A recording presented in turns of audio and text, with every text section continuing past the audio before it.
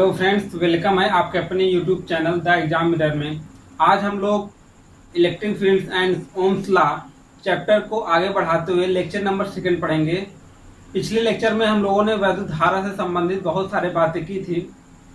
जो नए स्टूडेंट इस चैप्टर को पहला लेक्चर को ना पढ़े हों तो वे जाकर पहले लेक्चर को पढ़ें, या इसी वीडियो के डिस्क्रिप्शन में जो है मैं पहले लेक्चर को दे दूंगा, लिंक दे दूंगा, वहां से जाकर आप पढ़ सकते हैं। तो आइए हम लोग लेक्चर नंबर 2 में स्टार्ट करते हैं। वैद्युत प्रतिरोध क्या होते हैं, आज हम लोग जानेंगे। इलेक्ट्रिक रेजिस्टेंस क्या होता है। तो देखिए, जैसे हम लोग चालक पदार्थ की बात किए थे, चालक पदार्थ क्या होते हैं, पिछले लेक्चर में ही हम लोगों ने बात किया था कि चालक पदार्थ क्या होते हैं, कि जिसमें से धारा प्रवाहित हो सके वे पदार्थ क्या कहलाते हैं, चालक कहलाते हैं। तो यहाँ पर हम लोग किसी चालक के सिरों पर जब वैद्युत विभवांतर लगाते हैं, तो देखिए यहाँ पर जैसे हम लोग चालक लेते हैं, एक चालक पदार्थ लिए, यहाँ पर ये कोई चालक है, जैसे वायर हम लोग जानते हैं, वायर ले लिए। यहाँ पर जब इसके सिरों पर, यहाँ पर इसे हम लोग बैटरी से जोड़ देते हैं। इसे किससे जोड़ देते हैं, ये बैटरी का धन सिरा है और ये बैटरी का ऋण सिरा है, इसे ऐसे जोड़ देते हैं। और यहाँ पर बहुत सारे इलेक्ट्रॉन हैं,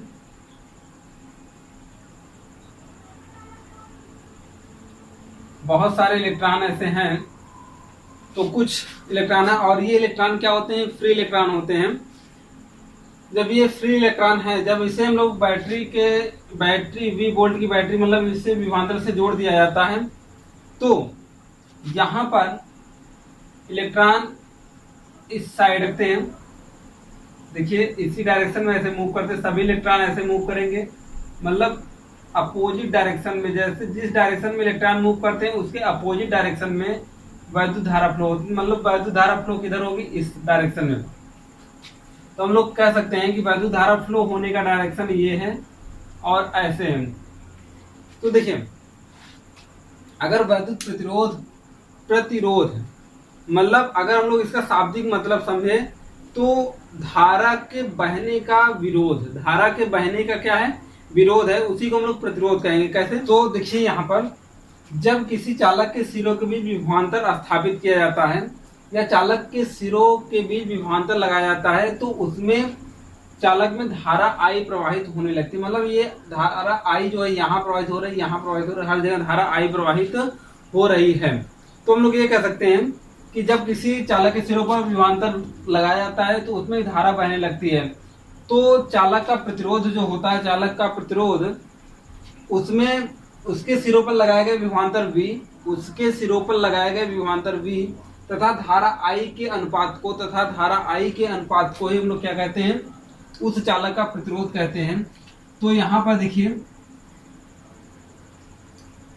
जब किसी चालक के सिरों पर विभवांतर लगाया जाता है तो चालक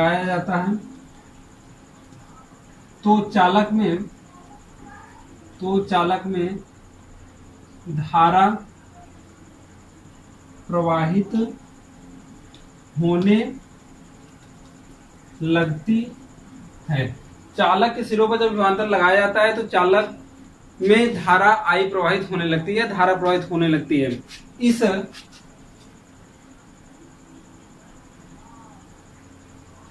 चालक पर लगाए गए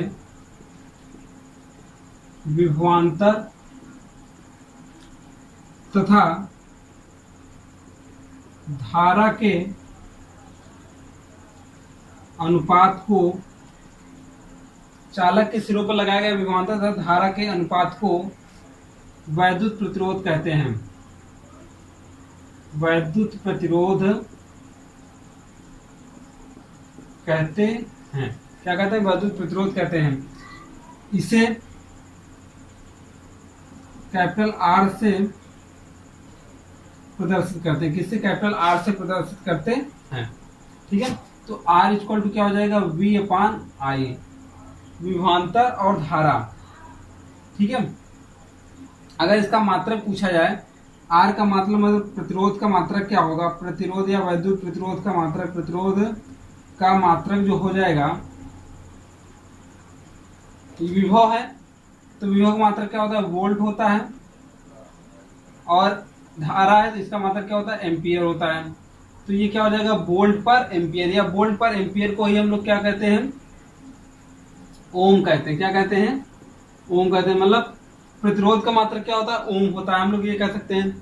तो देखिए अब बात आती है कि ओम, ओम का सिंबल ऐसे होता है, इसे ध्यान से, हम लोग कई जगह ओम ना लिखकर सिंबल ही यूज करते हैं।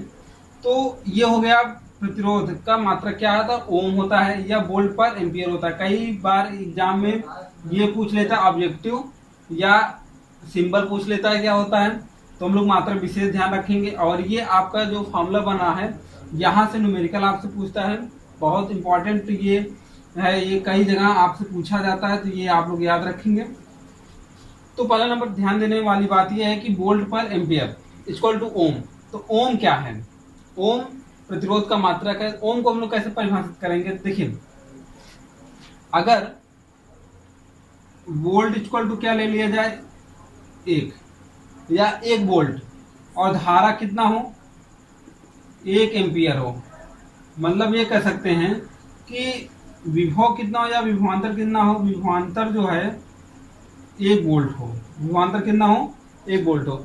अगर ये चालक है, ये क्या है, चालक है, चालक के सिरों पर यदि 1 वोल्ट का विभवांतर स्थापित किया जाए, चालक के सिरों पर अगर 1 वोल्ट का विभवांतर स्थापित किया जाए और उसमें प्रवाहित होने वाली धारा का मान कितना हो, 1 एम्पियर हो, उसमें प्रवाहित होने वाली धारा का मान कितना हो, 1 एम्पियर हो, तब कहा जाएगा कि उस चालक का प्रतिरोध कितना है, 1 ओम है। ये आप लोग जो है ओम की परिभाषा लिख लीजिएगा। क्या कि अगर हम लोग ये कह सकते हैं कि चालक के सिरों पर 1 वोल्ट का विभवांतर लगाया जाए और उसमें प्रवाहित होने वाली धारा का मान 1 एम्पियर हो, तो चालक का प्रतिरोध 1 ओम होगा। ठीक है, ये रहा हम लोग वैद्युत प्रतिरोध। ठीक है, अब इसके बाद हम लोग जानेंगे कि वैद्युत चालकता क्या होती है। जैसा कि अभी हम लोग देखे हैं कि वैद्युत प्रतिरोध क्या होता है, कि जब कोई इलेक्ट्रॉन मूव करता है, मतलब चलता है, तो उसके मार्ग में एक अवरोध आता है, उसी अवरोध को हम लोग क्या कहते हैं, प्रतिरोध कहते हैं। प्रतिरोध कहते हैं, रुकावट जो आई उसी को हम लोग क्या कह दिए, प्रतिरोध कह दिए। नाम से स्पष्ट हो रहा था प्रतिरोध। उसी प्रकार से वैद्युत चालकता, इलेक्ट्रिक कंडक्टिविटी, मतलब इलेक्ट्रॉन को फ्लो कराने की कैपेसिटी कितनी है, कितनी तेजी से जा सकता है जाने के लिए, तो ये रोकने के लिए है, जो जाने के लिए है, इलेक्ट्रॉन फ्लो हो जाए, मतलब आवेश फ्लो हो जाए। तो हम लोग ये कह सकते हैं कि वैद्युत प्रतिरोध का अपोजिट है। वैद्युत प्रतिरोध का क्या है, अपोजिट है। जब वैद्युत प्रतिरोध का अपोजिट है, तो ये हम लोग कह सकते हैं वैद्युत प्रतिरोध के व्युत्क्रम को ही क्या कहेंगे, वैद्युत चालकता कहते हैं। तो यहाँ पर हम लोग हेडिंग डालेंगे वैद्युत चालकता,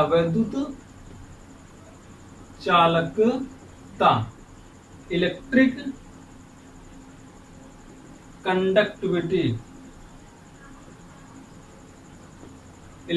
कंडक्टिविटी क्या है, वैद्युत प्रतिरोध के व्युत्क्रम को ही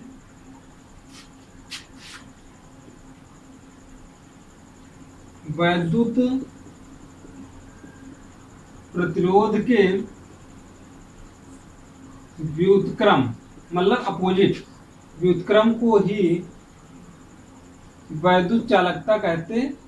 वैद्युत चालकता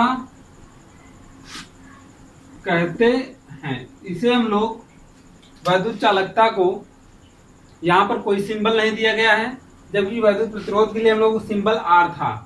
तो देखिए यहाँ पर हम लोग ऐसे लिखेंगे, वैद्युत चालकता इक्वल टू वैद्युत चालकता इक्वल टू 1/r। मतलब प्रतिरोध का अपोजिट। इसे हम लोग परिभाषा, अगर फॉर्मूला हमको याद रहेगा तब भी परिभाषित कर सकते हैं क्या, कि वैद्युत प्रतिरोध के व्युत्क्रम, व्युत्क्रम मतलब 1/r, वैद्युत प्रतिरोध के व्युत्क्रम को ही वैद्युत चालकता कहते हैं। इंपॉर्टेंट पॉइंट यहाँ से आपसे चालकता बहुत रेयर केस में पूछता है, यहाँ से आपसे पूछता है कि वैद्युत चालकता का मात्रक क्या होता है। तो वैद्युत चालकता का मात्रक देखिए, वैद्युत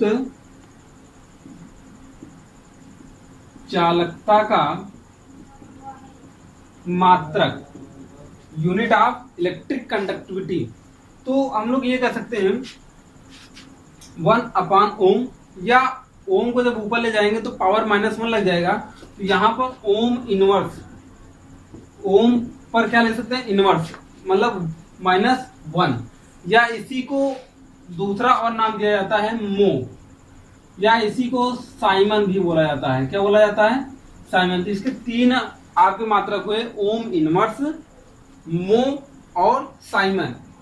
तो हमको पता हो गया, 2 पॉइंट हम लोगों ने पढ़ा। क्या वैद्युत प्रतिरोध क्या होता है, कि वैद्युत प्रतिरोध वो होता है जब किसी चालक के सिरों पर वैद्युत विभवांतर लगाया जाता है तो उसमें धारा प्रवाहित होने लगती है। तो चालक के सिरों पर लगाए गए विभवांतर और प्रवाहित होने वाली धारा के अनुपात को ही क्या कहते हैं, वैद्युत प्रतिरोध कहते हैं। इसे R से प्रदर्शित करते हैं। इसका मात्रक वोल्ट पर एम्पियर होता है, या इसी को हम लोग ओम कहते हैं। ओम की परिभाषा हमने जाना। ओम क्या है, जब किसी चालक के सिरों पर 1 वोल्ट का विभवांतर लगाया जाता है और उसमें प्रवाहित होने वाली धारा 1 एम्पियर हो तो उसका प्रतिरोध कितना होगा, 1 ओम होगा। और उसके बाद हम लोगों ने जाना कि वैद्युत चालकता क्या होती है, इलेक्ट्रिक कंडक्टिविटी क्या होती है। इलेक्ट्रिक कंडक्टिविटी हमने बताया कि वैद्युत प्रतिरोध के व्युत्क्रम को ही वैद्युत चालकता कहते हैं। और ये क्या होता है, वैद्युत चालकता इक्वल टू 1/r होता है। इसका मात्रक हमने बताया कि ओम इनवर्स होता है, या हम लोग ये कह सकते हैं मो होता है, या साइमन होता है। आइए अगला टॉपिक हम लोग इसका पढ़ते हैं। इस चैप्टर का जो है सबसे महत्वपूर्ण पॉइंट क्या है, ओम का नियम है, जो हर एग्जाम में पूछता है आपसे।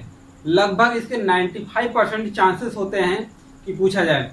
यहाँ बोर्ड एग्जाम की बात तो हो ही रही है, साथ साथ कंपटीशन एग्जाम में भी ओम से बहुत सारे क्वेश्चन बनाए जाते हैं। इसे हम लोग डिटेल से पढ़ेंगे। देखिए, एक ओम नाम के वैज्ञानिक थे, उन्होंने बताया था कि जब किसी चालक के सिरों पर हम लोग क्या लगाते हैं, विभवांतर लगाते हैं, तो उसमें धारा प्रवाहित होती है। अभी जस्ट हम लोगों ने बात किया कि जब किसी चालक के सिरों पर विभवांतर लगाया जाता है तो उसमें धारा I प्रवाहित होने लगती है।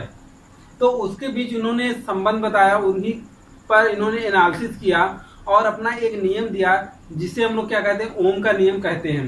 तो अब आप लोग जानने की कोशिश कर रहे होंगे कि सर ओम का नियम क्या दिया उन्होंने, ऐसा क्या उन्होंने देखा। जबकि चालक में हम लोग धारा प्रवाहित करते हैं या विभवांतर लगाते हैं तो उसमें धारा प्रवाहित होने लगती है। जब धारा प्रवाहित होने लगती है तो उनमें वहां से क्या इन्होंने नियम दिया। तो आइए इसी पर हम लोग बात करेंगे। तो देखिए यहाँ पर ये एक चालक तार लिए हम लोग, वायर जिसे कहेंगे, इसे हम लोग किससे कनेक्ट करा दिए, एक V वोल्ट की बैटरी से कनेक्ट करा दिए, एक V वोल्ट की बैटरी से कनेक्ट करा दिए। इसमें इलेक्ट्रॉन इस डायरेक्शन में मूव करते रहेंगे, इसमें कोई दिक्कत नहीं है। ठीक सेम वही अभी जैसे हम लोग पढ़े थे, ये हुआ। ठीक, ये V वोल्ट की बैटरी थी, इसमें धारा I प्रवाहित हो रही है। जब इसमें धारा I प्रवाहित हो रही है तो ये चालक तार धातु का बना होगा। तो उन्होंने बताया, ओम साहब ने प्रैक्टिकल करके देखा, यहाँ पर आयरन का लगाया होगा, फिर उसके बाद कॉपर का लगाया होगा, एल्युमिनियम का लगाया होगा चालक तार, फिर उसके बाद बहुत इसी प्रकार से उन्होंने मेटल को यहाँ पर रखा, एनालिसिस किया, फिर उन्होंने यहाँ पर अधातुओं को रखा, फिर अर्धचालक को रखा। तो कुछ ना कुछ वहां से नियम निकल कर आए। उन्हीं नियम को उन्होंने दिया, यहाँ पर नियम के रूप में दिया और बताया कि अनुसार हम लोग लिख सकते हैं ओम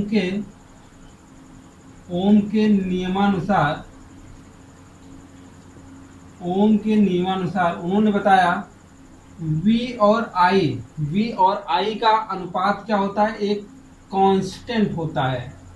एक क्या होता है, कांस्टेंट होता है, नियत होता है। ठीक है, ये किसने बताया, ओम साहब ने बताया कि किसी चालक की भौतिक अवस्था जैसे ताप में कोई परिवर्तन ना किया जाए तो उसके सिरों पर लगाया गया विभव V और उसमें प्रवाहित होने वाली धारा I के अनुपात को हम लोग क्या कहते हैं, ओम का नियम कहते हैं। तो ओम के नियम अनुसार V/I को कांस्टेंट कहते हैं। अब हम लोग वैद्युत प्रतिरोध जब पढ़ रहे थे तो वहां पर हमने बताया कि चालक के सिरों पर लगाए गए विभवांतर और धारा I के अनुपात को चालक का प्रतिरोध कहते हैं। तो हम लोग यहां तक बात और जान चुके हैं,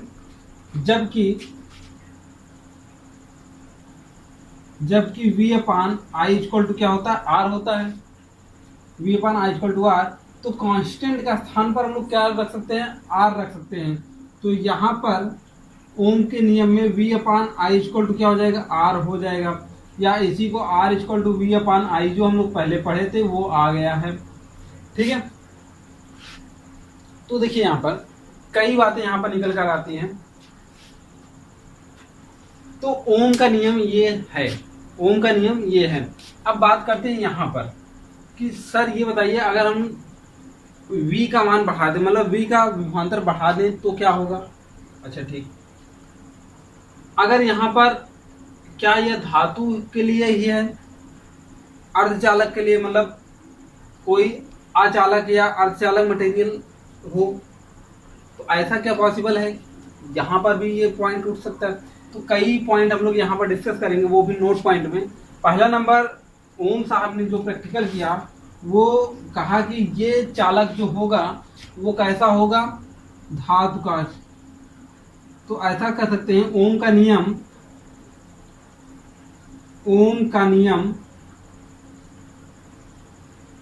धातु चालक के लिए ही लागू होता है।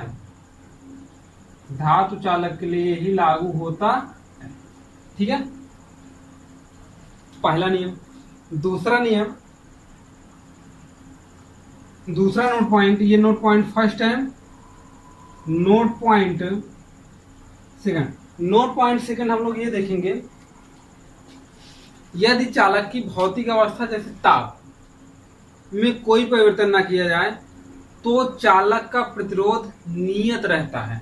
तो चालक का प्रतिरोध क्या होता है, नियत रहता है। वही मतलब जैसे हमने बताया था कि यदि चालक की भौतिक अवस्था जैसे ताप में कोई परिवर्तन ना किया जाए तो उसके सिरों पर लगाए गए विभवांतर V और धारा I के अनुपात कांस्टेंट होता है, और यही कांस्टेंट किसके बराबर है, R के बराबर है।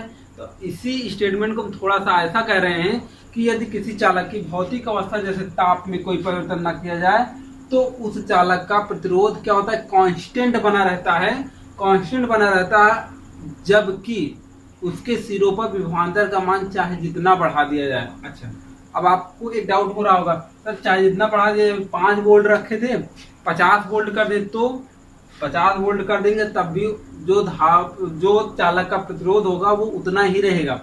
कैसे, अब यहाँ पर देखिए, अगर हम लोग इस पहले 5 वोल्ट था तो अगर इसमें 5 एम्पीयर की धारा, सपोज करते हैं 5 एम्पीयर की धारा प्रवाहित हो रही है, अगर हम 50 वोल्ट कर देते हैं तो देखिए यहाँ पर अगर कर रहे हैं तो V/I का मान 5/5 इक्वल टू कितना आएगा, 1 आएगा।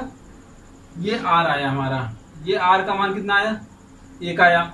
अगर हम लोग यहाँ पर 50 वोल्ट कर दे रहे हैं तो धारा भी तो उसी एवज में बढ़ेगी, 50 एम्पियर। तो यहाँ पर 50/50 फिर कितना है, 1। तो इसी प्रकार से जितनी बार हम लोग विभवांतर का मान बढ़ाएंगे उसी रेशियो में धारा I का मान बढ़ेगा। कब बढ़ेगा, जब ताप क्या रहेगा, कांस्टेंट रहेगा, ताप नियत रहेगा, चालक की भौतिक अवस्था जैसे ताप में कोई परिवर्तन नहीं किया गया होगा, तभी प्रतिरोध क्या बना रहेगा, कांस्टेंट बना रहेगा। अगर चालक की भौतिक अवस्था में परिवर्तन जैसे ताप में कोई परिवर्तन करते हैं तो प्रतिरोध क्या हो जाते हैं, बदल जाते हैं। इसकी चर्चा हम लोग आगे करेंगे। ठीक है, तो आपको 2 पॉइंट समझ में आ गए होंगे। पहला नंबर ओम का नियम समझ में आया होगा। दूसरा नंबर, ओम के नियम में क्या धातु चालक के लिए लागू होता है कि नहीं, ये पता चल गया कि ओम का नियम सिर्फ धातु चालकों के लिए ही लागू होता है। दूसरा कोई अचालक हो, अचालक में पहले नंबर धारा बहती नहीं तो यहाँ पर कोई बात ही नहीं होती। अर्धचालक में बहती है तो वहां पर अर्धचालक के लिए लागू नहीं होता।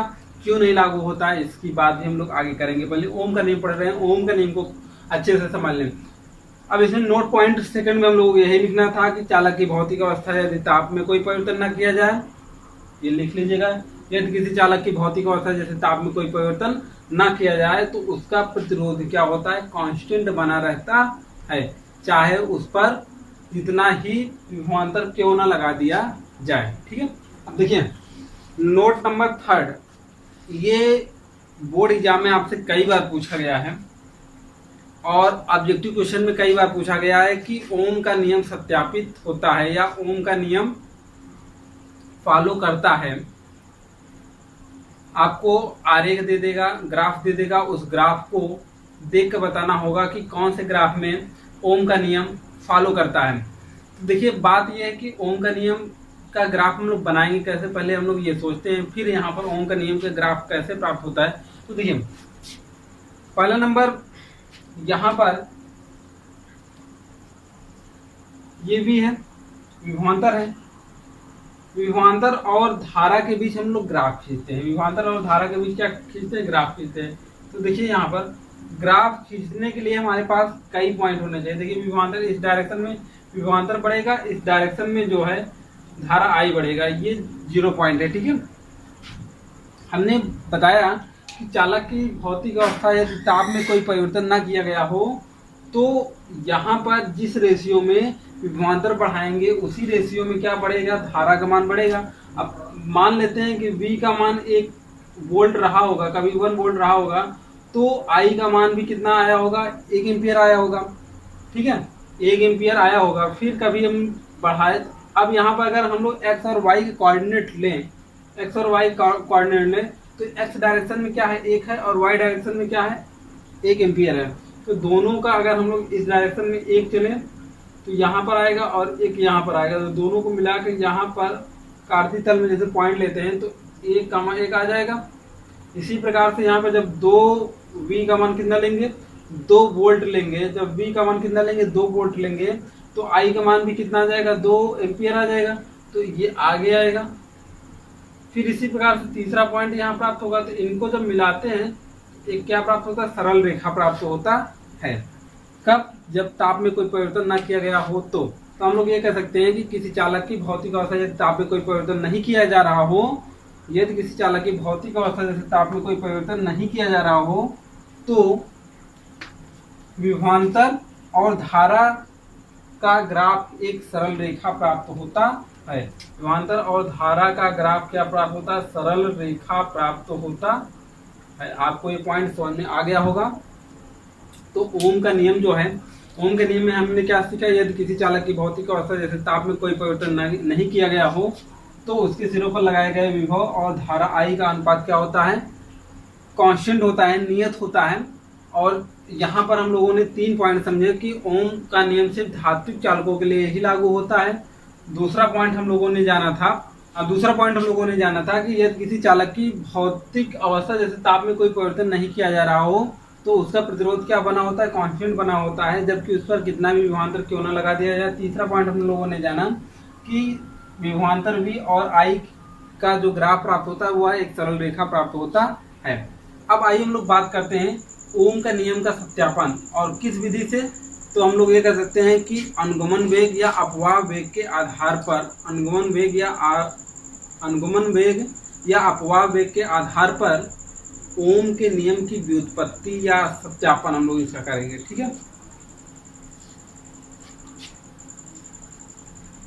देखिए अनुगमन वेग के आधार पर ओम के नियम की व्युत्पत्ति, यह बहुत ही इंपॉर्टेंट है।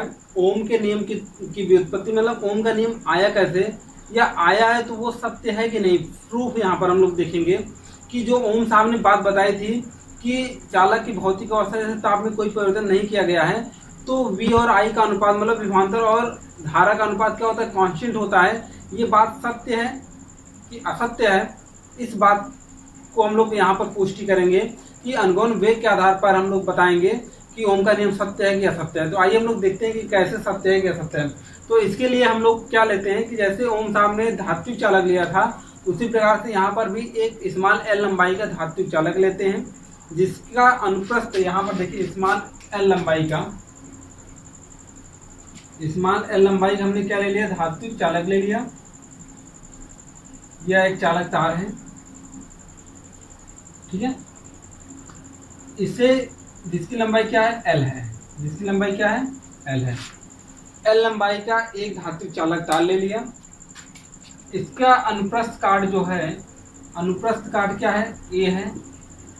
अनुप्रस्थ काट का क्षेत्रफल कितना है, ए है। इसे किसी बैटरी के द्वारा क्या कर दिया जा रहा है, जोड़ दिया जा रहा है। इसे किसी बैटरी के द्वारा क्या कर दिया गया, जोड़ दिया गया, जिसका विभवांतर क्या है, वी है। तो यहाँ पर अगर इलेक्ट्रॉन होंगे तो मूव करेंगे ऐसे,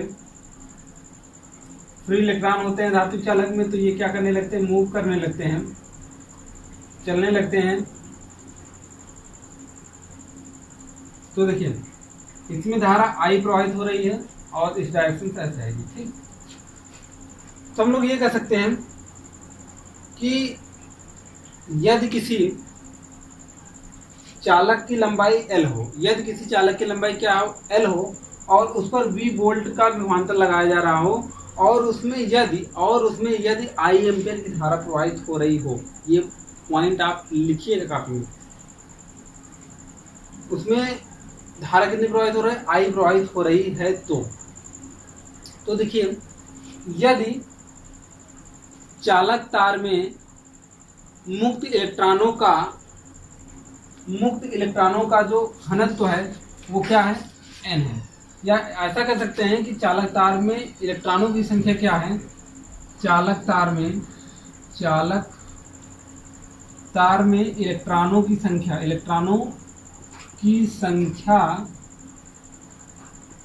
क्या हो, n हो।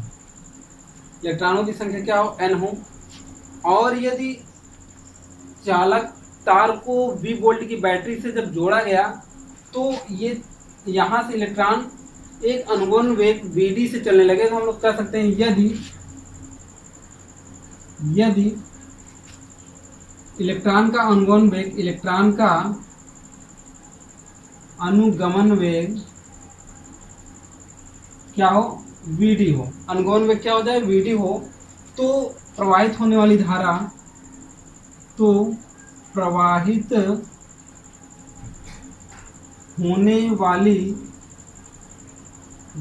क्या हो जाएगी, I = NeAVd। ये पॉइंट आप लोग पढ़ चुके हो पिछले लेक्चर में।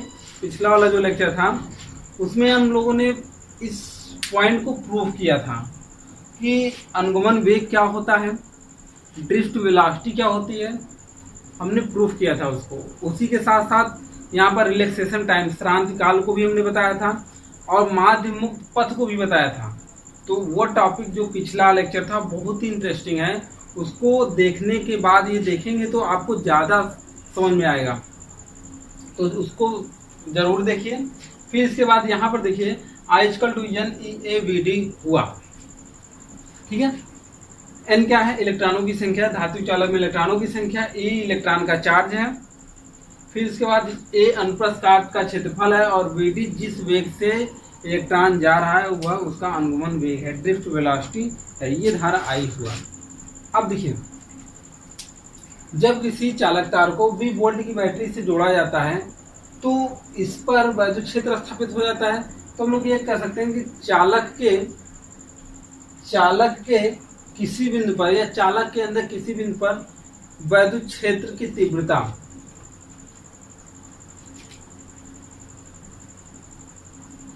चालक तार के अंदर किसी बिंदु पर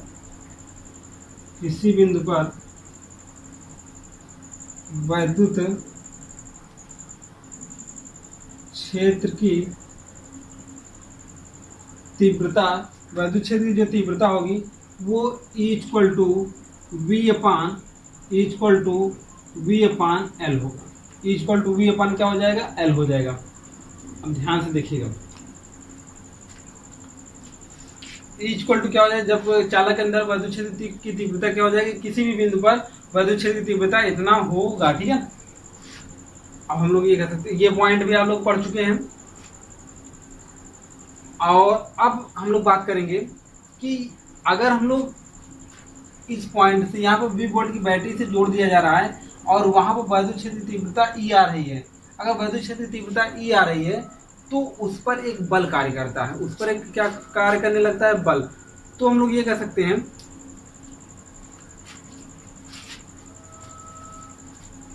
तो चालक तार के इलेक्ट्रॉन पर, चालक तार के इलेक्ट्रॉन पर, इलेक्ट्रॉन लोग ये ऐसे लिख सकते हैं, इलेक्ट्रॉन पर एक बल कार्य करता है। हम लोग फार्मूला पढ़े हैं, F इक्वल टू या ऐसा पढ़ सकते हैं E इक्वल टू F/Q, और Q यहाँ एक इलेक्ट्रॉन की बात हो रही है तो ये क्या हो जाएगा, E हो जाएगा। तो यहाँ से F इक्वल टू क्या ले सकते हैं, E इंटू ई। तो यहाँ पर भी इसी प्रकार से हम लोग ले सकते हैं। तो फोर्स कितना हो जाएगा, F इक्वल टू अब यहाँ पर E इंटू क्या हो जाएगा, E हो जाएगा, इंटू E हो जाएगा। और यहाँ से E की वैल्यू, ये वाली E की वैल्यू V/L पुट करेंगे यहाँ पर, तो यहाँ पर क्या हो जाएगा, F equal to EV/L, EV/ क्या हो जाएगा, L हो जाएगा। इसको ऐसे रहने दीजिए। आइए हम लोग बात करते हैं। देखिए, जब किसी चालक के सिरे को V वोल्ट से जोड़ा गया तो विद्युत क्षेत्र की तीव्रता V/L आया। जब विद्युत क्षेत्र की तीव्रता आती है तो चालक पर एक प्रकार का, तो चालक पर क्या आता है, एक प्रकार का फोर्स अप्लाई होता है। फोर्स अप्लाई होने के कारण E इंटू ई आया, जहां से हम लोग वैल्यू पुट करके F इक्वल टू EV/L कर दिए, EV/ क्या कर दिए, L कर दिए। अब देखिए, यदि किसी चालक पर अगर फोर्स अप्लाई हो रहा है, यदि किसी चालक को फोर्स अप्लाई हो रहा है तो चालक पर क्या आ जाता है, त्वरण आ जाता है। तो चालक की बात नहीं कर रहे हैं, यदि किसी चालक में उपस्थित मुक्त इलेक्ट्रॉन पर, मुक्त इलेक्ट्रॉन जिसका द्रव्यमान क्या हो, m हो, अगर उस पर एक फोर्स कार्य कर रहा हो, यदि उस पर क्या कार्य कर रहा हो, फोर्स कार्य कर रहा हो, तो फोर्स कार्य करेगा तो उसमें क्या आएगा, त्वरण आएगा। जैसे हम इसी वस्तु को हम लोग इस पर फोर्स लगाकर धक्का दें तो इस पर ये आगे की ओर बढ़ेगी, तो आगे की ओर बढ़ेगी तो इसमें कुछ ना कुछ एक्सेलरेशन होगा, त्वरण होगा। तो उसी प्रकार से हम लोग कह सकते हैं कि चालक तार पर, देखिए, चालक तार के अंदर मुक्त इलेक्ट्रॉन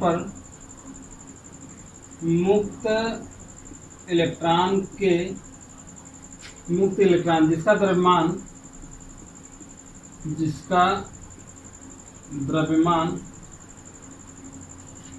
स्मॉल m हो, जिसका द्रव्यमान क्या हो, स्मॉल m हो, तो उस पर एक त्वरण A कार्य करता है। तो उस पर एक त्वरण A कार्य करता है। अब देखिए, एक हम लोग टॉपिक पढ़े थे, force equal to mass into acceleration, ये पढ़े हैं। तो यहाँ से एक्सेलरेशन इक्वल टू क्या हो जाएगा, फोर्स अपॉन मास हो जाएगा। तो यहाँ पर हम लोग लिख सकते हैं F इक्वल टू F/m। अब यहाँ से F की वैल्यू जो EV/L प्राप्त हुआ है, ये वैल्यू यहाँ पर हम लोग पुट करते हैं। A इक्वल टू क्या हो जाएगा, EV/mL, ऐसा हो जाएगा, A इक्वल टू EV/mL। अब देखिए, एक्सेलरेशन हमको पता चल गया। ध्यान देना, अब यहाँ से ये पॉइंट आपको समझने योग्य है। हम लोग कैसे स्टेप बढ़ रहे हैं कि V वोल्ट लगाए तो प्रत्येक स्थान पर चालक के अंदर किसी बिंदु को विद्युत क्षेत्र तीव्रता पता की है। विद्युत क्षेत्र तीव्रता पता करने के बाद उस पर एक बल कार्य कर रहा होगा, वो बल निकाल लिया। अगर बल कार्य कर रहा है तो उसमें एक्सेलरेशन आएगा, एक्सेलरेशन निकालने कितना आएगा। ठीक है, ये एक्सेलरेशन हमको पता चल गया कि कितना आ रहा है एक्सेलरेशन। ओके, अब हम लोग देखते हैं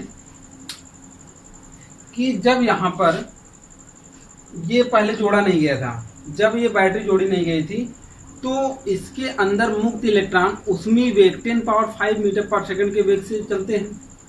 पिछले लेक्चर में बात हमने किया है डिटेल में। तो 10⁵ ध्यान दीजिएगा, जब इस पर क्या नहीं होता है कि वी वोल्ट की बैटरी नहीं लगी होती, जब इस पर वी वोल्ट की बैटरी नहीं लगी होती है तो ये इलेक्ट्रॉन इसी के अंदर अनियमित तरीके से 10⁵ मीटर पर सेकंड के वेग से घूमते हैं। बार बार इलेक्ट्रॉन धनायनों से टक्कर होता है, जिसके कारण इनका औसत वेग क्या हो जाता है, 0 हो जाता है। इसी कारण से चालक में धारा प्रवाहित नहीं होती है। लेकिन जब इसमें एक पोटेंशियल दे दिया जाता है, कोई बैटरी से जोड़ दिया जाता है, तो इसमें एक प्रकार की वायु ऊर्जा मिल जाती है, जिससे इलेक्ट्रॉन में एक सूक्ष्म वेग आ जाता है। इसी सूक्ष्म वेग को अनुगमन वेग कहते हैं। और जब कोई इलेक्ट्रॉन जो होता है एक वेग से चलता है, तो मतलब इलेक्ट्रॉन जा रहा है, इलेक्ट्रॉन जाने का मतलब आवेश जा रहा है। जब आवेश मूव करता है तो आवेश प्रवाह की दर को धारा कहते हैं। तो इसमें धारा उत्पन्न होती है। ठीक है, तो अब हम लोग धारा तक पहुंच चुके हैं, धारा उत्पन्न होती है। तो देखिए, यदि बात करते हैं, यदि एक इलेक्ट्रॉन रैंडमली जब मूव करता है, तब बात कर रहे हैं, यहाँ पर हम बना दे रहे हैं, बात करते हैं ऐसे, जब जोड़ा नहीं गया है तो यहाँ पर ये इलेक्ट्रॉन ऐसे मूव करेगा, यहाँ पर धनायन होगा, ऐसे टकराएगा, फिर अगला ऐसे आएगा, किसी भी डायरेक्शन में जा सकता है, मतलब कोई डायरेक्शन नहीं है, तो किसी भी डायरेक्शन में जा सकता है, रैंडमली ऐसे रहेगा।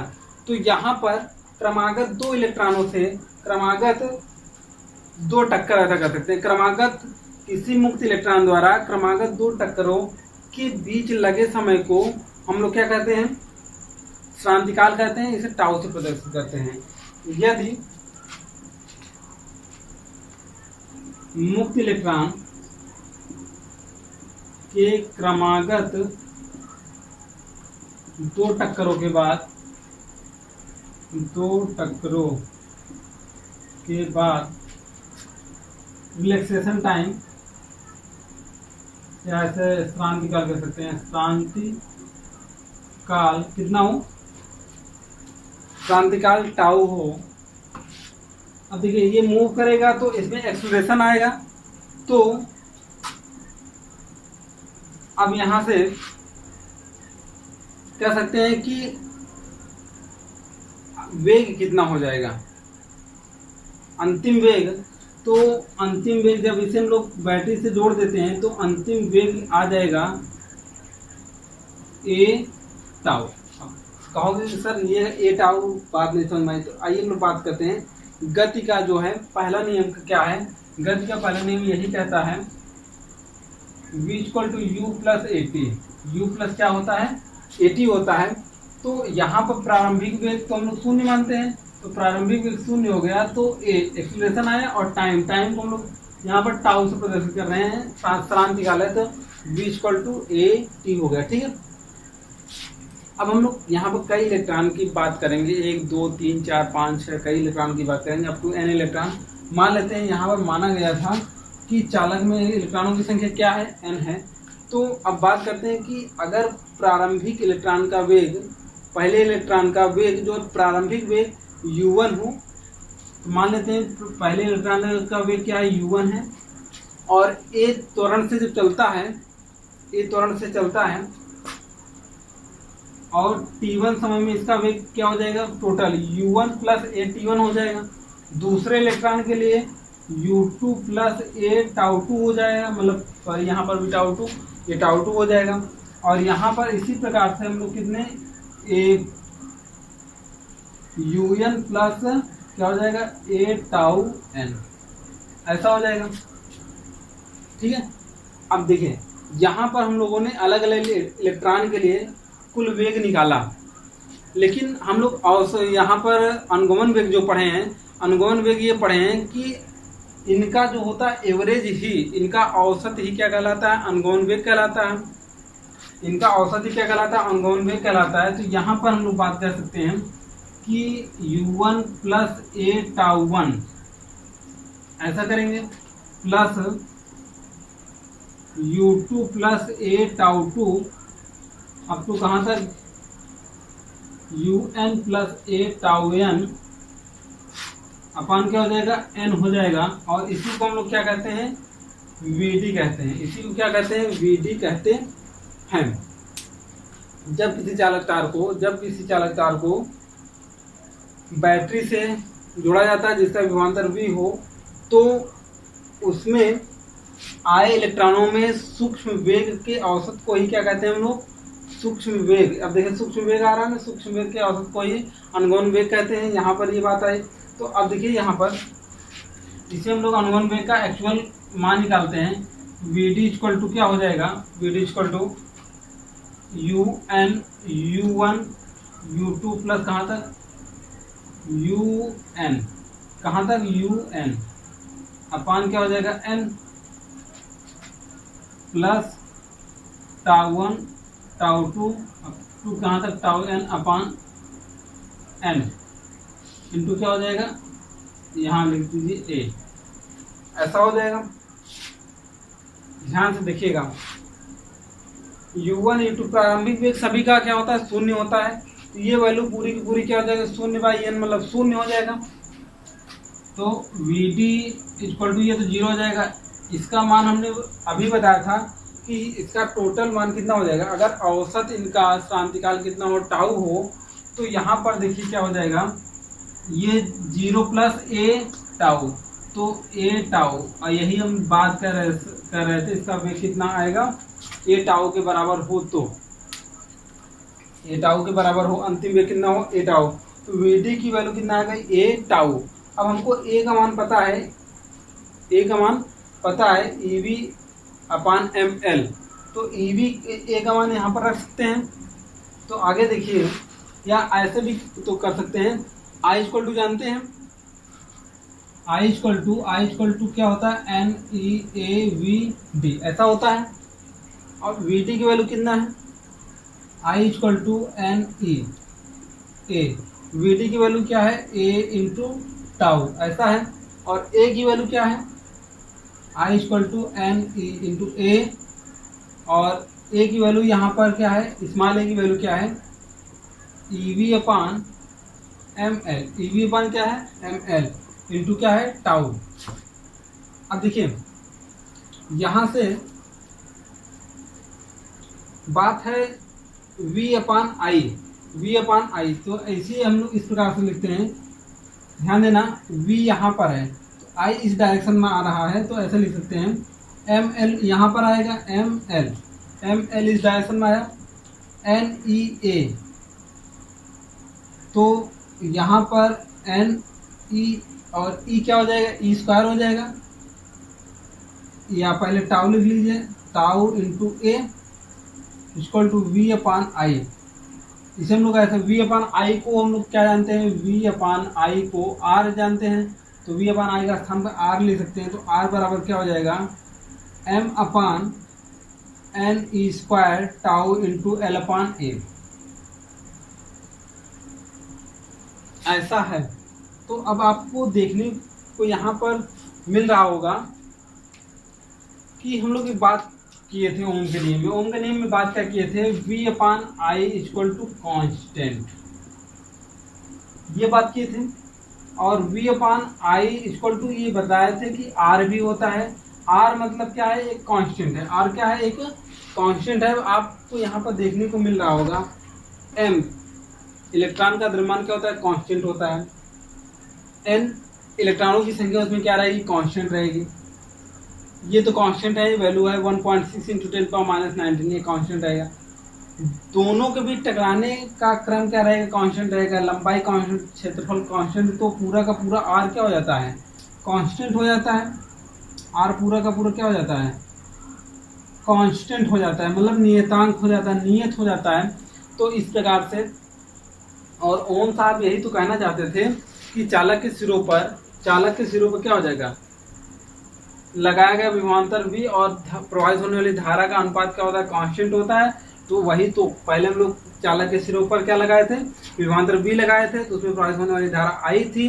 दोनों के बीच जब हम लोगों ने संबंध निकाला तो देख रहे हैं कि R क्या आ रहा है, कांस्टेंट आ रहा है।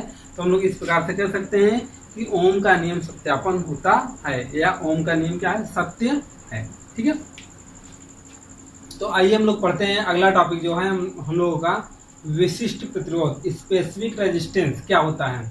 तो देखिए हम लोग अभी ओम के नियम पढ़ें, ओम के नियम पढ़ने का विशिष्ट प्रतिरोध की बात करेंगे। विशिष्ट प्रतिरोध एक प्रकार का संबंध है, और हम लोग जानेंगे कि और विशिष्ट प्रतिरोध क्या है।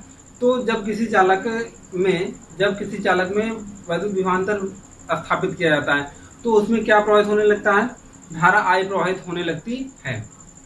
तो जब किसी चालक में वैद्युत विभवांतर, ध्यान से सुनिएगा, यही लिखना है आपको, जब किसी चालक में वैद्युत धारा स्थापित, यह कह सकते हैं कि जब किसी चालक में विभवांतर स्थापित किया जाता है तो उसमें धारा I प्रवाहित होने लगती है।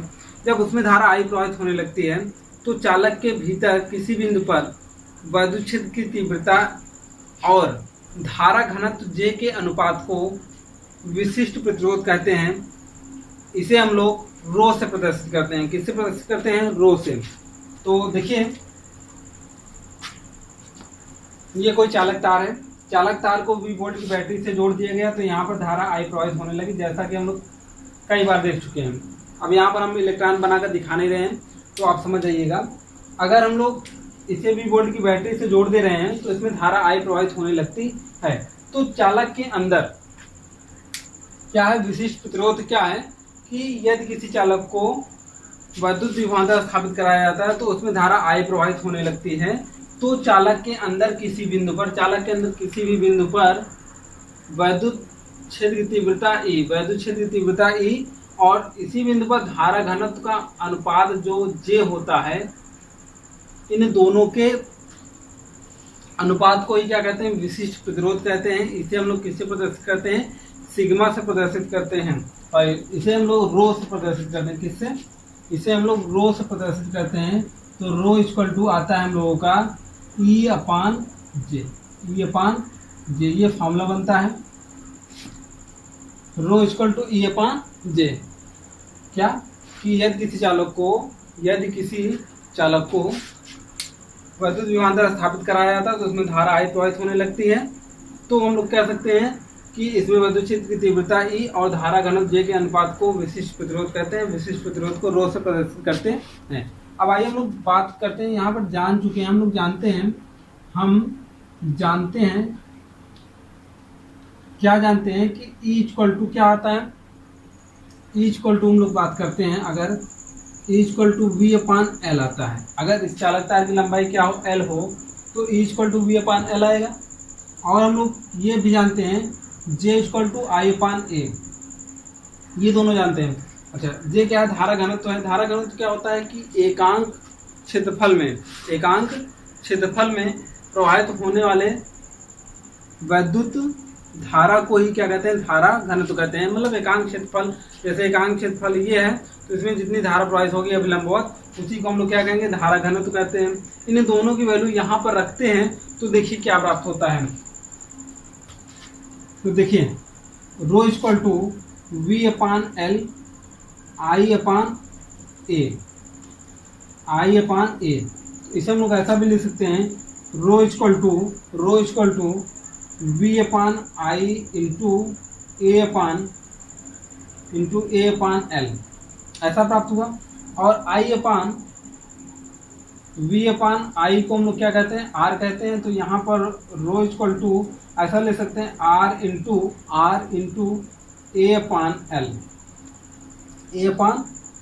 तो अब देखिए R इक्वल टू क्या ले सकते हैं, R इक्वल टू रो और L ऊपर जाएगा, यहाँ पर L/ क्या आ जाएगा, R हो जाएगा। ठीक है, अब यहाँ हम लोग कई निष्कर्ष निकालेंगे। देखिए पहला नंबर R जो है प्रतिरोध, चालक तार की लंबाई के डायरेक्टली प्रोपोर्शनल होती है, मतलब अनुक्रमानुपात में होती है, डायरेक्टली प्रोपोर्शनल होती है, और उसके क्षेत्रफल की व्युत्क्रमानुपात में होती है। इसका मतलब है कि क्षेत्रफल बढ़ाएंगे, नोट पॉइंट है, यदि किसी चालक तार का क्षेत्रफल बढ़ाएंगे, नोट पॉइंट फर्स्ट आप डालेंगे और उसमें लिखेंगे चालक तार की लंबाई बढ़ाने पर प्रतिरोध बढ़ता जाता है।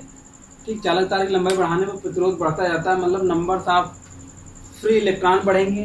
फ्री इलेक्ट्रॉन बढ़ेंगे तो पॉजिटिव चार्जेस भी बढ़ेंगे, तो पॉजिटिव चार्जेस से टक्कर ज़्यादा होगा। जब टक्कर ज़्यादा होगा तो, और दूसरा नंबर, तार को जब लंबाई बढ़ाई जाती है तो उसमें जो रेजिस्टेंस होंगे और जो क्रॉस सेक्शनल एरिया होगा, अर्थात हम लोग कह सकते हैं कि इलेक्ट्रॉन के जाने के लिए मार्ग कम आएगा, तो इसीलिए यहाँ पर रेजिस्टेंस क्या हो जाता है, इंक्रीज हो जाता है, बढ़ जाता है। क्षेत्रफल बढ़ाएंगे, क्षेत्रफल बढ़ाने का मतलब होता है कि इसका मार्ग मोटा करना। तो मोटा कर देंगे तो यहाँ पर इसके लिए पाथ अवेलेबल हो जाएगा और आसानी से रेजिस्टेंस इसका क्या हो जाता है, कम हो जाता है, डिक्रीज कर जाता है। तो हम लोग 2 पॉइंट इसमें लिखेंगे कि चालक तार की लंबाई बढ़ाने पर प्रतिरोध बढ़ता है, चालक तार का क्षेत्रफल बढ़ाने पर प्रतिरोध क्या होता है, घटने लगता है या घट जाता है। ये पॉइंट इसमें यहाँ हम लोग बात करते हैं। अब आइए थोड़ा सा आगे हम लोग इसी में जोड़ते हैं। आगे हम लोग R इक्वल टू जानते हैं। अभी R इक्वल टू हम लोगों ने पढ़ा था, R इक्वल टू हम लोगों ने क्या पढ़ा था कि R equal to M L upon N E square tau into A, ऐसा पढ़ा था हम लोगों ने। तो R का मान समीकरण 1 में रखने पर, R का मान समीकरण 1 में जब रखते हैं तो रखने पर देखिए क्या प्राप्त होगा। समीकरण 1 में रखने का मतलब R का मान यहाँ पर रखेंगे तो ये M L upon N E square tau into A, और यहाँ पर रो एल अपान ए। अब देखिए यहाँ से M L upon N E square tau into A, rho L upon A, और यहाँ से एल क्या हो जाएगा, कैंसिल हो जाएगा, ए से ए क्या हो जाएगा, कैंसिल हो जाएगा। ठीक है, तो आपको रो इक्वल टू प्राप्त हो रहा होगा, rho equal to M N E square tau, ये प्राप्त हो रहा है, M upon N E square into tau. तो आपको दिखाई दे रहा होगा एम एन और टाउ क्या है, कांस्टेंट है, m e square tau constant है, यहाँ पर एन इलेक्ट्रॉन है, इलेक्ट्रॉनों की संख्या है। तो हम लोग बात कर सकते हैं कि किसी चालक तार का विशिष्ट प्रतिरोध जो है मुक्त इलेक्ट्रॉनों पर निर्भर करता है। ये किस पर निर्भर करेगा, ये संबंध है, इंपॉर्टेंट है, यहाँ से न्यूमेरिकल पूछेगा।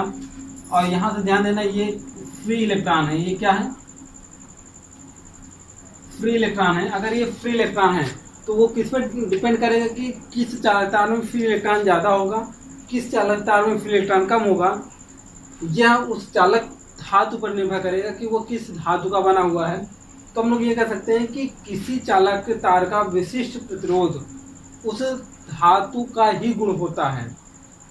ठीक है, तो वो अर्थात हम लोग विशिष्ट प्रतिरोध किसी चालक तार को वैद्युत धारा देकर या विभवांतर बढ़ाकर घटाकर कम ज़्यादा नहीं कर सकते। ये उसका खुद एक विशिष्ट प्रतिरोध होता, मतलब हम लोग को विशिष्ट गुण होता है क्या, कि वह किस धातु का बना हुआ है, इसमें हम लोग कोई परिवर्तन नहीं कर सकते हैं। अब आइए हम लोग बात करते हैं कि इसी का जस्ट अपोजिट है। जैसे विशिष्ट हम लोग वैद्युत प्रतिरोध पढ़े थे, वैद्युत प्रतिरोध पढ़ने के बाद वैद्युत चालकता पढ़े थे। ओके, अब देखिए यहाँ पर विशिष्ट प्रतिरोध का अपोजिट क्या होगा, विशिष्ट चालकता होगी। तो विशिष्ट चालकता हम लोग ये कह सकते हैं कि देखिए यहाँ पर विशिष्ट चालकता इंग्लिश में हम लोग बोलेंगे स्पेसिफिक कंडक्टिविटी। स्पेसिफिक कंडक्टिविटी जैसे हम लोग प्रतिरोध में पढ़े थे, प्रतिरोध के अपोजिट को चालकता कहते हैं। तो हम लोग चालकता की परिभाषा दिए थे कि वैद्युत प्रतिरोध के व्युत्क्रम को वैद्युत चालकता कहते हैं। इसी प्रकार से यहाँ पर भी विशिष्ट चालकता के लिए क्या हो जाएगा, विशिष्ट प्रतिरोध, किसके लिए, विशिष्ट प्रतिरोध के व्युत्क्रम को, अपोजिट को, रेसिप्रोकल को, व्युत्क्रम को विशिष्ट चालकता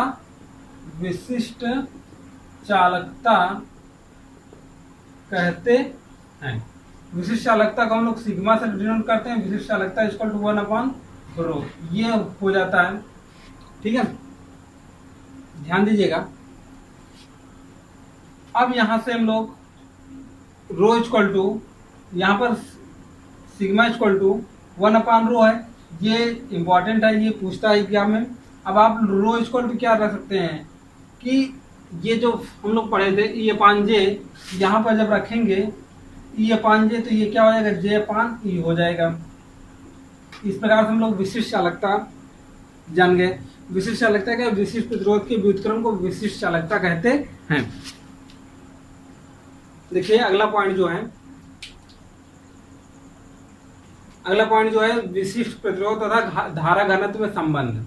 विशिष्ट प्रतिरोध तथा धारा घनत्व में संबंध, तो हम लोग विशिष्ट चालकता से हम लोग जान चुके हैं। विशिष्ट चालकता से हम लोग क्या जाने हैं, विशिष्ट चालकता से ये जाने हैं कि सिग्मा इक्वल टू 1 अपान क्या होगा, रो होगा। 1 अपान क्या होगा, रो होगा। और सिग्मा इक्वल टू, इसे रो की वैल्यू जब रखेंगे, या रो इक्वल टू हम लोग जानते हैं, रो इक्वल टू ई अपान क्या होता है, जे होता है। तो यहाँ पर जब रखेंगे सिग्मा इक्वल टू, ये क्या हो जाएगा, जे अपान ई हो जाएगा। और जे इक्वल टू क्या हो जाएगा, और यहाँ पर ये क्या है, जे इक्वल टू धारा घनत्व है। तो धारा घनत्व जे में संबंध किसके साथ, विशिष्ट प्रतिरोध का। यहाँ पर इसे हम लोग विशिष्ट प्रतिरोध के साथ संबंध दिखा सकते हैं। ठीक है, तो इस प्रकार से आज के लिए आप लोगों का टॉपिक इतना ही। यह वीडियो यदि आप लोगों को पसंद आ रहा हो तो इसे लाइक और कमेंट जरूर कीजिए। कमेंट करके हमें बताइए कि यह वीडियो आपको कैसा लगा। आप कमेंट भी कर सकते, लाइक भी कर सकते हैं, डिसलाइक भी कर सकते हैं, जो भी आपको जैसा भी वीडियो लगे, लेकिन लाइक या डिसलाइक या कमेंट जरूर कीजिए, क्योंकि वीडियो देख लेने से कुछ नहीं होता। आप जब तक हमें बताएंगे नहीं कि ये वीडियो कैसा लगा, तो अगले वीडियो के लिए हम लोग कैसे तैयारी करेंगे। और यदि वीडियो अच्छा लग रहा हो तो ज़्यादा से ज़्यादा दोस्तों में ये वीडियो शेयर कीजिए। धन्यवाद।